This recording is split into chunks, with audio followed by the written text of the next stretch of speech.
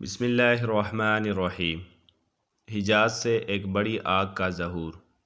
اللہ کے رسول صلی اللہ علیہ وآلہ وسلم نے جن علامات قیامت کی خبر دی ہے، ان میں سے ایک یہ بھی ہے کہ ارض حجاز میں مدینہ طیبہ کے قریب ایک زبردست آگ ظاہر ہوگی۔ بعض علماء مورخین نے وثوق سے لکھا ہے کہ یہ آگ 654 ہجری میں ظاہر ہو چکی ہے۔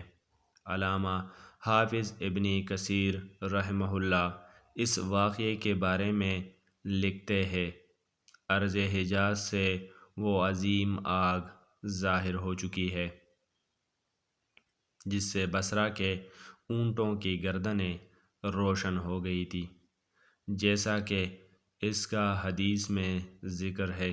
نبی کریم صلی اللہ علیہ وآلہ وسلم نے اس سلسلے میں یہ فرمایا تھا، قیامت اس وقت تک قائم نہ ہوگی جب تک ارض حجاز سے ایک ایسی آگ ظاہر نہ ہو جائے جس سے بصرہ کے اونٹوں کی گردنیں روشن ہو جائے گی۔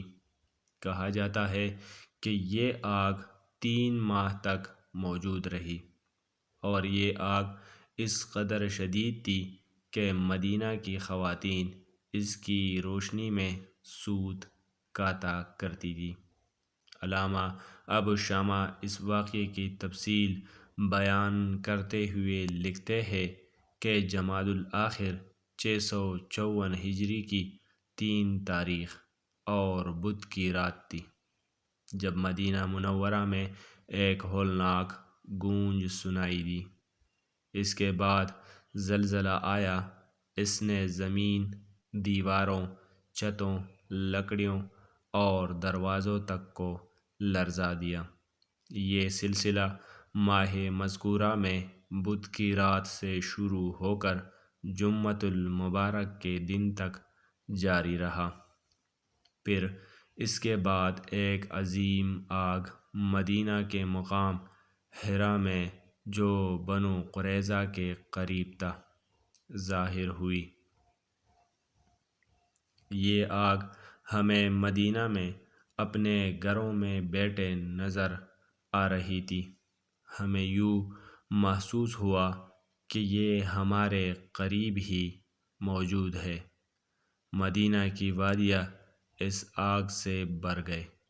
آگ ان میں وادی شیزہ کی جانب یوں چل رہی تھی جس طرح پانی بہتا ہے۔ یہ آگ بلند و بالا عمارت کی طرح بڑی بڑی چنگاریاں پھینک رہی تھی۔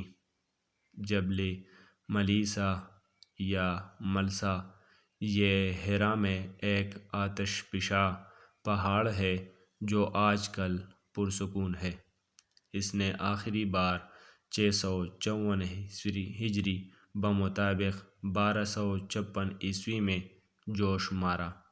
اس سے پہلے زلزلے کے بہت سے جھٹکے اور ہولناک دھماکے سنائی دی۔ تاریخی ریکارڈ کے مطابق آتش فشانی کا یہ سلسلہ قریباً 52 روز تک جاری رہا۔ آتشی لاوا اپنے مرکز سے شمال کی جانب 23 کلومیٹر کی مسافت تک جا پہنچا اور اس کی حدیں مدینہ کے موجود ایئرپورٹ کے جنوبی کنارے تک پہنچ گئی۔